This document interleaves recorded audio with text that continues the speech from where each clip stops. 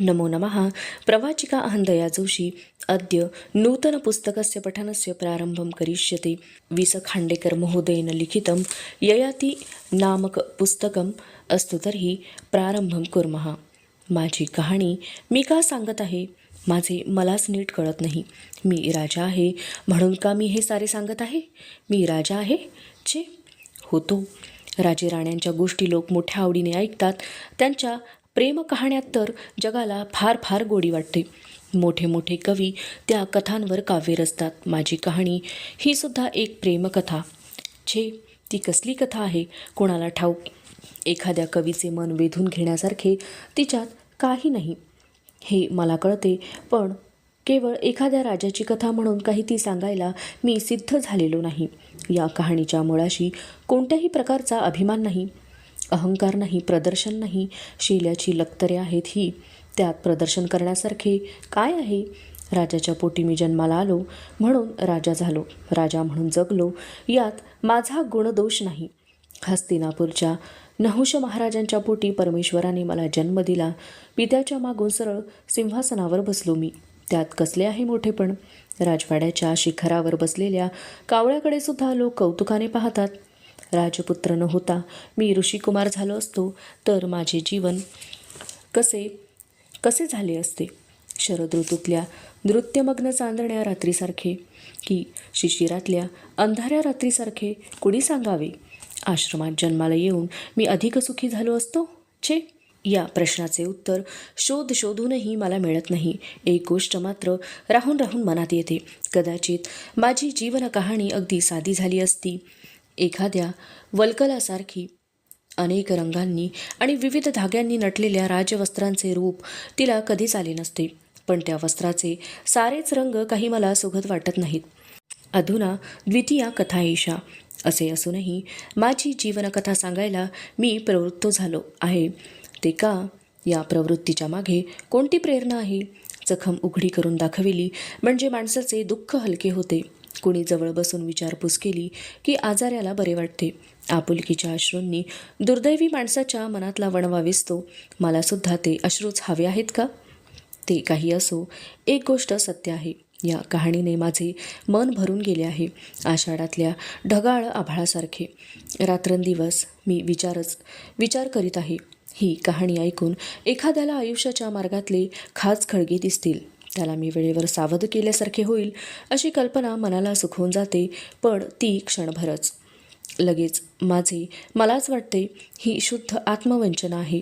गुरुपत्नीच्या मोहाने कायमचा कलंक लावून घेणाऱ्या चंद्राची कथा कुणाला ठाऊक नाही. अहल्येच्या सौंदर्याने वेडावून गेलेल्या इंद्राला सहस्त्र भागांचा प्रसाद मिळाला हे काय जगाला माहीत नाही? जग चुकते, त्या चुकांविषयी ऐकते, पण शिकत मात्र नाही. प्रत्येक मनुष्य आयुष्याच्या शेवटी थोडासा शहाणा होतो, पण तो दुसऱ्याला लागलेल्या ठेचांनी नाही तर स्वतःला झालेल्या जखमांनी. हे मनात आले म्हणजे वाटते कशाला सांगायची ही आपली विचित्र कहाणी. वेलीवर पुष्कळ फुले फुलतात. त्यातली काही देवदेवतांच्या मूर्तींवर विराजमान होतात. त्यांना भक्तीने नमस्कार मिळतात. काही फुले राणीच्या केशकलापांचे सौंदर्य वृद्धिंगत करतात. महालातल्या मंचकांवरचे विविध विलास ती आपल्या चिमुकल्या डोळ्यांनी पाहतात. काही फुले एखाद्या वेड्या माणसाच्या हाती पडतात. तो क्षणार्धात त्यांचा चोळामोळा करून टाकतो. या जगात जन्माला येणारी माणसेही अशीच असतात. कुणी दीर्घायुषी होतात, कुणी अकाली मरण पावतात, कुणी वैभवाच्या शिखरावर चढतात, कुणी दारिद्र्याच्या दरीत कोसळून पडतात, कुणी दुष्ट, कुणी सुष्ट, कुणी कुरूप, कुणी सुरूप. पण अंती ही सारी फुले मातीत मिसळून जातात. त्यांच्यामध्ये एवढे साम्य असते. ही सारी फुले कधी आपल्या कहाण्या सांगतात का? मग माणसाने आपल्या जीवनाला इतके महत्त्व का द्यावे? अधुना तृतीया कथा एषा. मागे किर रान, पुढे गर्द अरण्य असे आहे हे जीवन. अज्ञाताच्या अंधकारात तर ते अधिकच भयाण भासते. कुठल्या तरी चांदण्याचा मिणमिणणारा प्रकाश अधूनमधून या अरण्यातल्या पाऊलवाटेपर्यंत येऊन पोहोचतो. या पायवाटेवरून होणाऱ्या माणसाच्या प्रवासाला आपण जीवन म्हणतो. माझ्या या प्रवासात वर्णन करून सांगण्यासारखे काही थोडेसे घडले आहे. कदाचित हा माझा भ्रम असेल, पण मला तसे वाटते खरे. बालपणीचा ययाती, कुमारवयातील ययाती, यौवनात पदार्पण करणारा ययाती आणि प्रौढ झालेला ययाती हे सारे एक होते. पण आजचा ययाती त्यांच्यापेक्षा थोडा निराळा झाला आहे. त्यांच्याच शरीरात तो राहत आहे, पण त्यांना जे दिसत नव्हते ते त्याला दिसू लागले आहे.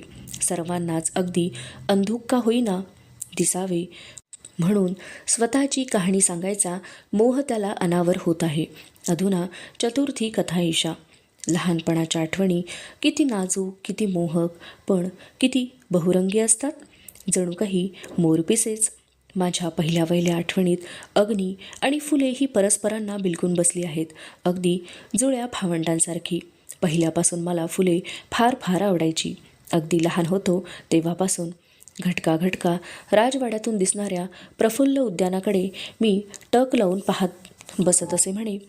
रात्र झाली की मी ओक्साबोक्सी रडू लागे. मला थोपटून झोपवणाऱ्या दासीला मी खूप त्रास देत असे.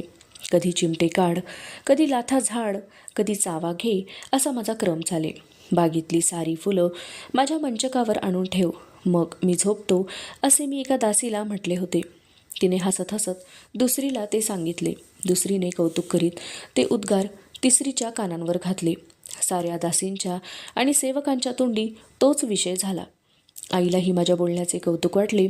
बाबांच्या पुढे मला उभा करीत ती म्हणाली, आमचा बाळ मोठा कवी होणार हं. बाबा तुच्छतेने हसले आणि उद्गारले, कवी? कवी होऊन काय मिळणार आहे याला? कवींनी जगातल्या सौंदर्याचं वर्णन तेवढं करावं, पण त्या सर्व सुंदर गोष्टींचा मनसोक्त उपभोग केवळ वीर पुरुषच घेऊ शकतात. आपला ययू श्रेष्ठ वीर झाला पाहिजे. त्यानं 1 नाही 2 नाहीत 100 अश्वमेध यज्ञ करायला हवेत. आपल्या पूर्वजांपैकी पुरुरवा महाराजांनी उर्वशीसारख्या अप्सरेला आपल्या भजनी लावलं होतं. मी स्वतः देवांचा पराभव केला आहे. इंद्रपदावर आरूढ होण्याचा आनंद उपभोगला आहे. ही परंपरा ययूनं चालवायला हवी. बाबांचे हे सर्व संभाषण मी ऐकले, पण तेव्हा त्यातले मला काय कळले असेल देव जाणे. पुढे मोठेपणी माझ्या पराक्रमाचे कौतुक करताना आई बाबांच्या या बोलण्याचा उल्लेख करी. त्यामुळे त्यातला शब्द न शब्द मला पाठ झाला. अग्नीची आठवण अशीच आहे. आई ती वारंवार सांगे. माझे धनुर्विद्येचे शिक्षण संपल्यावर बाबांनी वर्षभर मला एका आश्रमात ठेवण्याचे ठरवले. मी आश्रमात जायला निघालो तेव्हा काही अगदी कुक्कुबाळ नव्हतो, पण आईची माया आंधळी असते हेच खरे. 16 वर्षांचा ययू वर्षभर आपल्यापासून दूर राहणार म्हणून आई एखाद्या लहान मुलासारखी डोळ्यात उभे राहणारे पाणी पुन्हा पुन्हा पुशीत होती. तिने आपला कंप पावणारा हात माझ्या तोंडावरून किती वेळा फिरवला असेल याची गणतीच करता येणार नाही. टिपे गाळीत तिने माझ्या मस्तकाचे अवघ्राण केले. मग सद्गतीत स्वराने ती म्हणाली, ययू, मला तुझी फार काळजी वाटते बाबा. तू अगदी वेडा आहेस.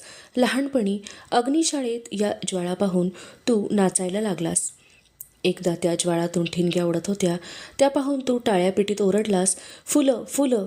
त्यावेळी मी तुला आवरलं म्हणून बरं, नाहीतर ती फुलं तोडायला तू धावला असतास. आवंडा गिळून ती पुढे म्हणाली, मूल किती मोठं झालं तरी आईच्या दृष्टीनं ते लहानच असतं. आश्रमात जीवाला जपून राहा हं. तिथल्या नदीत सुसरी असतील, अरण्यात श्वापद दिसतील. कुठंही जीव धोक्यात घालू नकोस उगीच. अवशिष्टा कथा अग्रिमे भागे पठिष्यते. अस्तु तर्हि पुनर्मिलामः. तावन् मंगलं भूयात्, शुभं भूयात्. नमो नमः. धन्यवादः.